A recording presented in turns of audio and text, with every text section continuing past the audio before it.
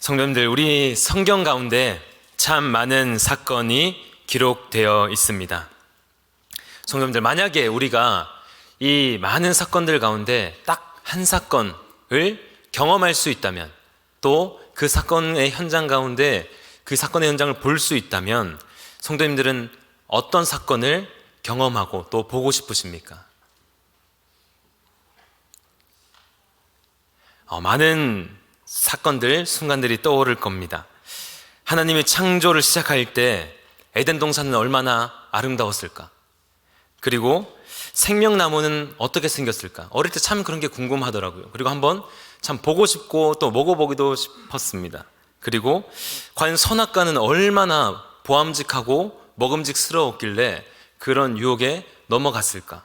그런 것들을 보고 싶다는 단순한 호기심부터 더 진지하게는 우리가 하나님의 어떤 전능하심을 신뢰하지 못할 때, 좀 의심될 때, 만약에 내가 저 홍해의 사건을 직접 볼 수 있다면, 내가 직접 그 사건을 경험했으면 이라는 생각을 하게 됩니다.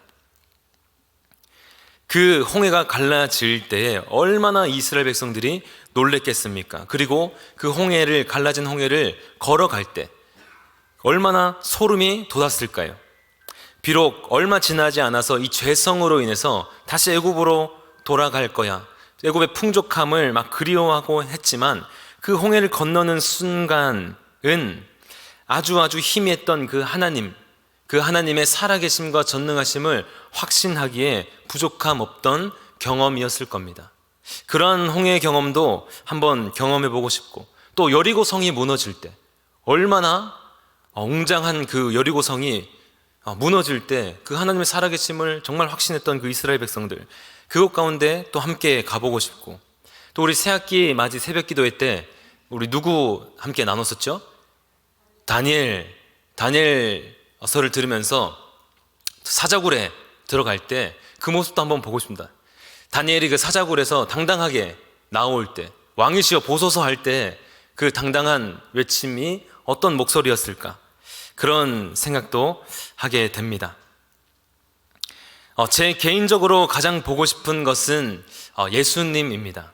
예수님이 어떻게 생겼는지, 또는 물 위를 걸을 때 그 물의 온도는 어땠을지, 오병이어의 빵 맛은 어땠을지, 이런 그런 기적들을 경험하고 또 궁금한 것도 있지만, 가장 경험하고 싶은 것은 나를 따르라는 그 부름의 음성입니다.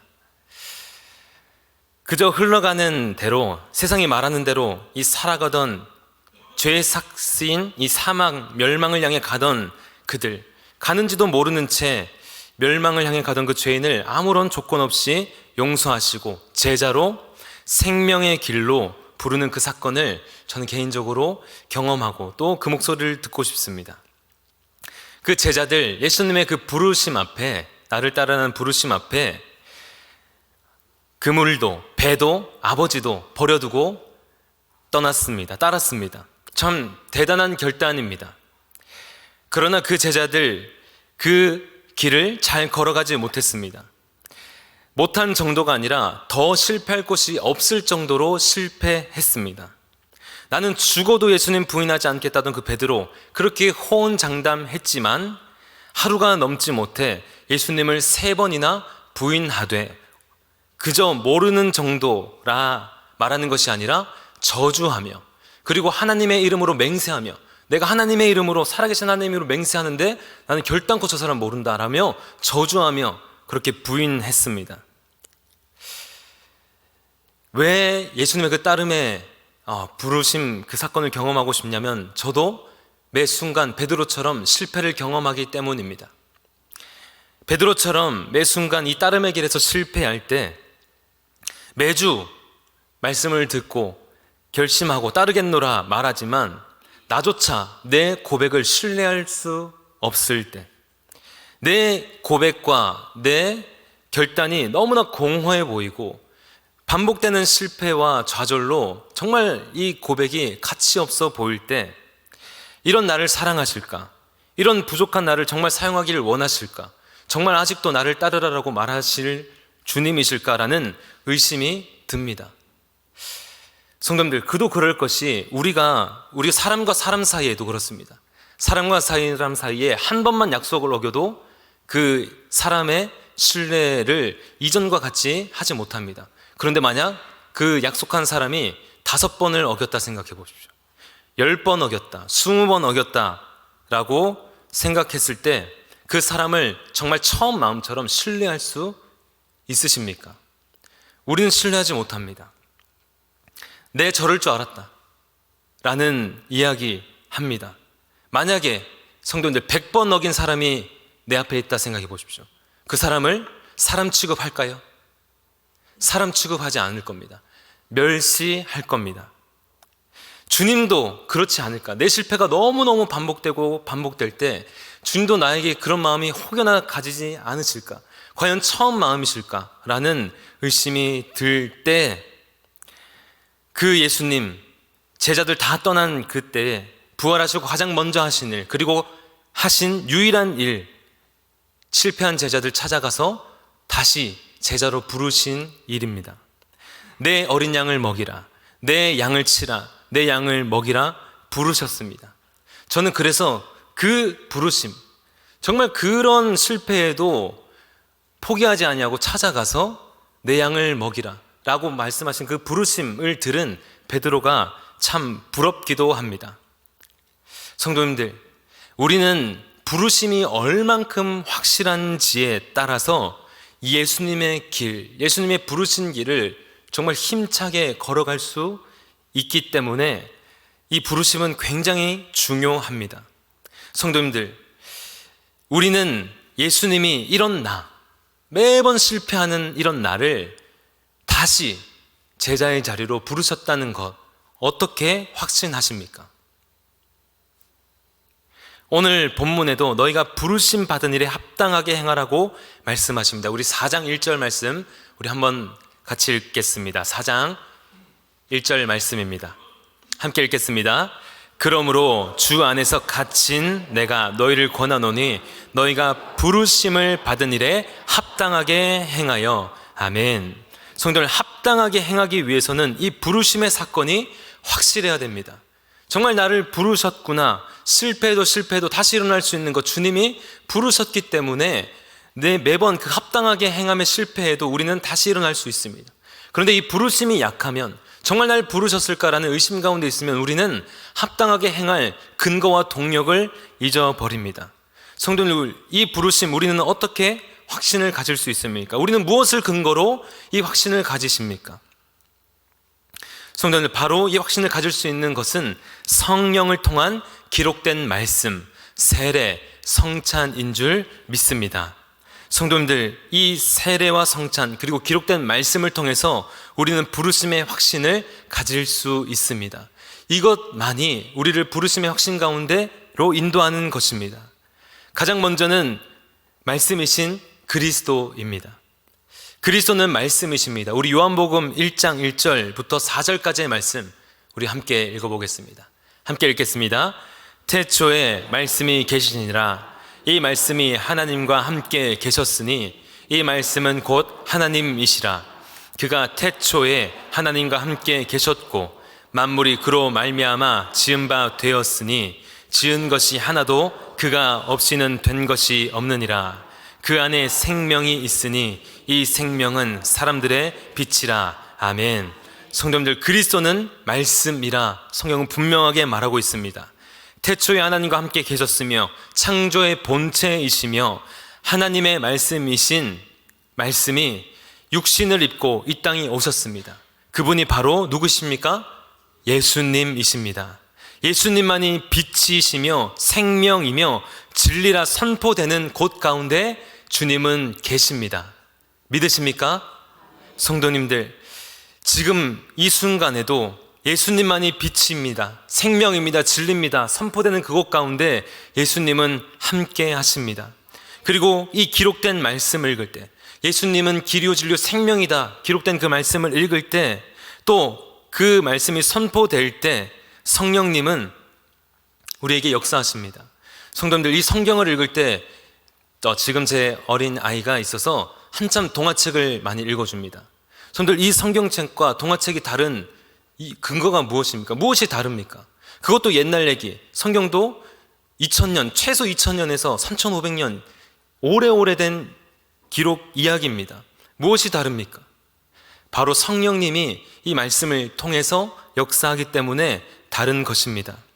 성도님들, 성령님이 임재할 때에 이 말씀, 2000년 전의 이야기, 3500년 전의 이야기로 들리는 것이 아니라 전혀 나와 상관없는 옛날 이야기로 들리는 것이 아니라 지금 나에게 하는 말씀으로 읽히고 들리게 하시는 것이 바로 성령님이십니다.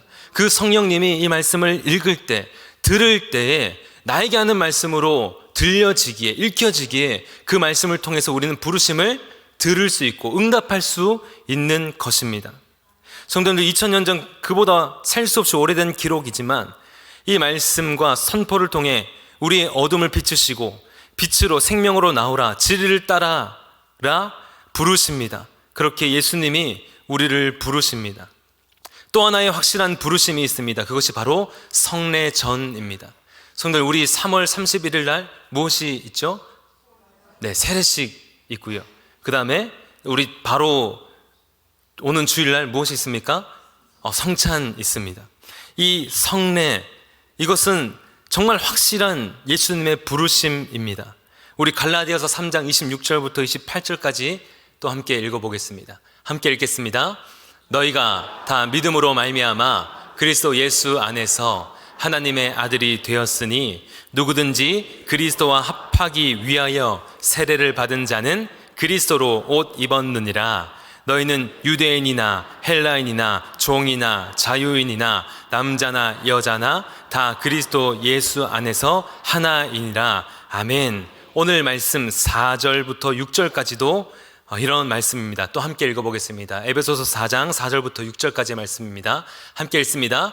몸이 하나요 성령도 한 분이시니 이와 같이 너희가 부르심의 한 소망 안에서 부르심을 받았느니라. 주도 한 분이시요 믿음도 하나요 세례도 하나요 하나님도 한 분이시니 곧 만유의 아버지. 여기까지 읽겠습니다. 성도님들, 세례가 무엇입니까? 세례가 무엇입니까?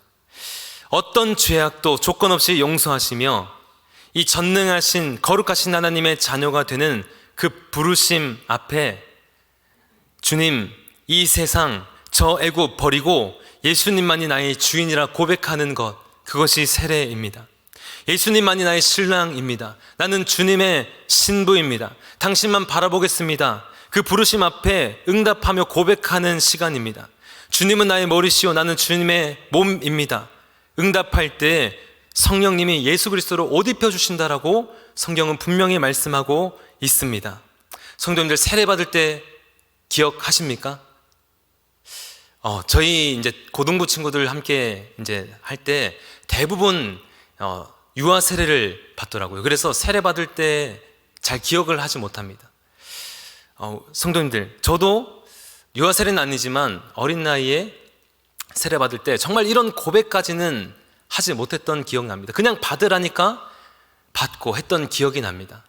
성도님들, 그런데 우리가 세례식이 있을 때마다 다시 받을 수는 없지 않습니까? 그럼 또 안 되기 때문에 다시 받을 수는 없으니까 세례 받을 때 그저 남의 세례가 아니라 세례 받을 때 다시 그 결단 앞에 서는 겁니다. 주님, 나 주님의 신부입니다. 주님 나의 신랑이십니다.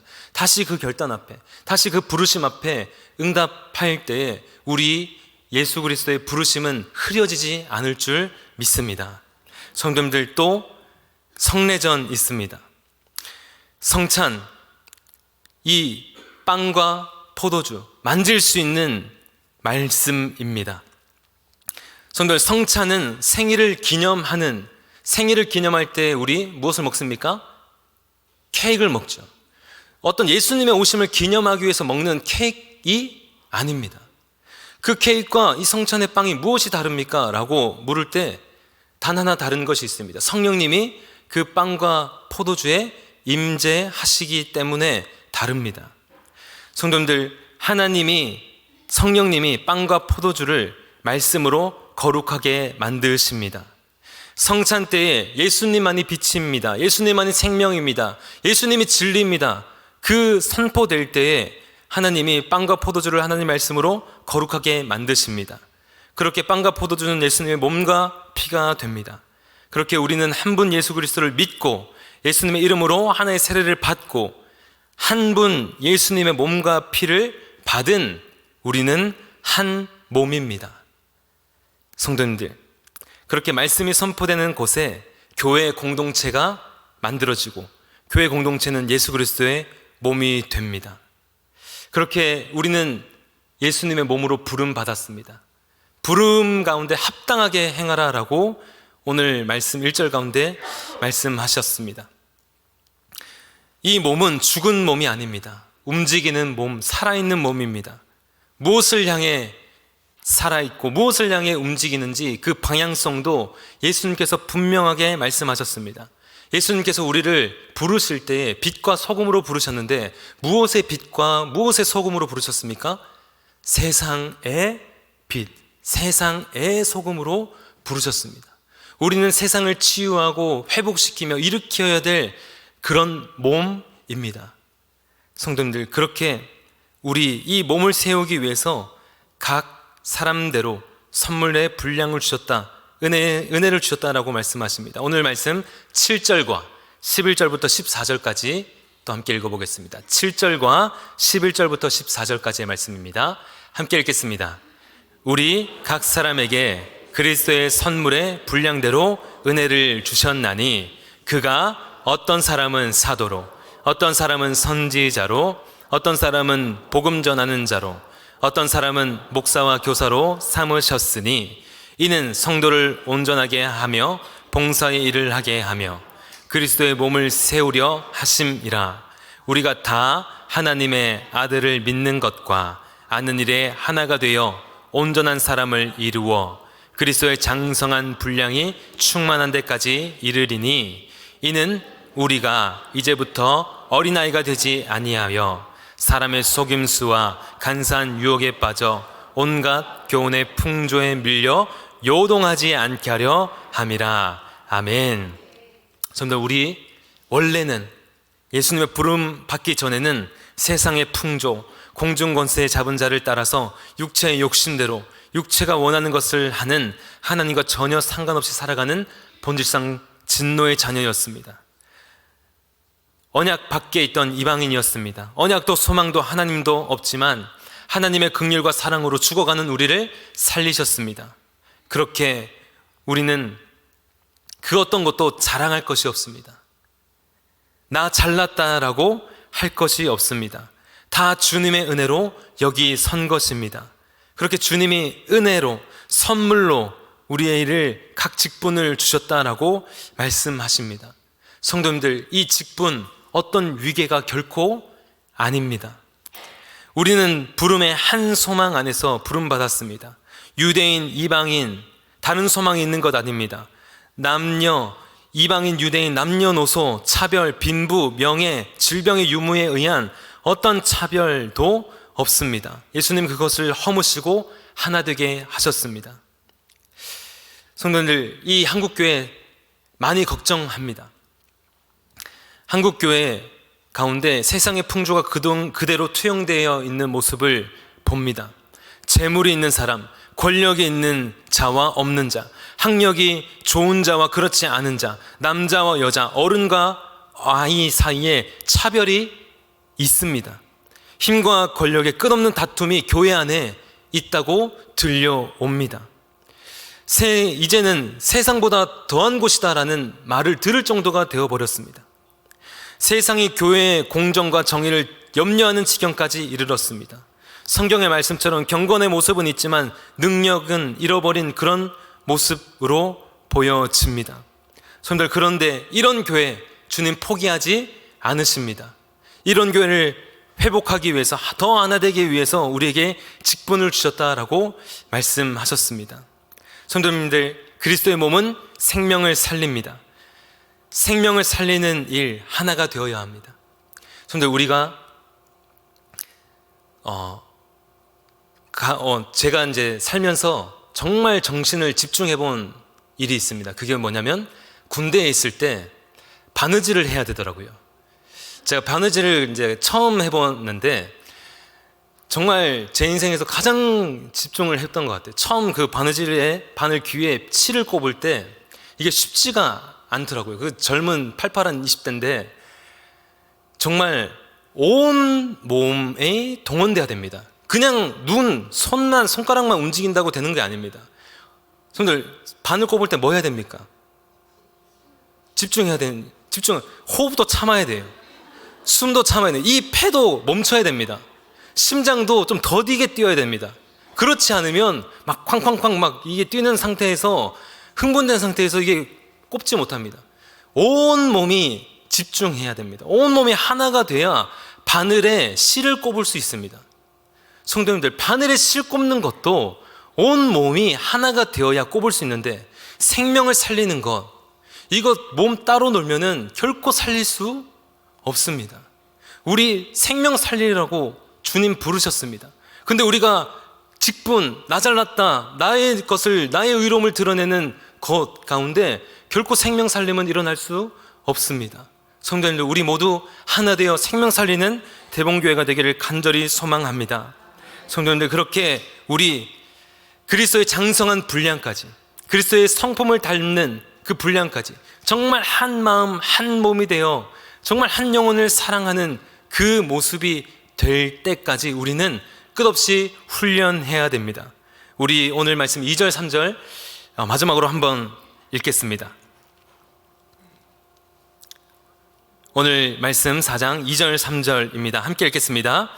모든 겸손과 온유로 하고 오래 참음으로 사랑 가운데서 서로 용납하고 평안에 매는 줄로 성령이 하나 되게 하신 것을 힘써 지키라. 아멘. 성도님들, 우리 예수님과 한 몸이라면, 생명을 사랑하시는 그 예수님과 한 몸이라면 정말 한 마음이 돼서 서로를 사랑하는 훈련 해야 됩니다. 이거 그냥 되는 것 아닙니다. 사랑의 훈련. 잘 되지 않으면 다시 말씀 앞에 나를 비추고 회개하고 성령님의 인도하심을 구하고, 우리 겸손하지 못합니다. 나를 드러내려는 세상 가운데, 그 풍정 가운데 살아가던 저희들 조금만 있으면 자기 자랑하려는 것이 우리의 마음과 우리 입술입니다. 그런데 모든 겸손, 온유로 하라고 말씀하십니다. 이것도 훈련해야 됩니다. 오래 참음 훈련해야 됩니다. 사랑 가운데 서로 용납하는 거 훈련해야 됩니다. 평안에 매는 줄로 성령이 하나 된 것을 깨트리는 자가 아니라 하나 되게 하는 자, 지키는 자 되어 이 대봉교를 통하여 정말 생명이 살아나는 놀라운 역사 일어나는 각 지체된 여러분들 되기를 예수님의 이름으로 간절히 소망합니다.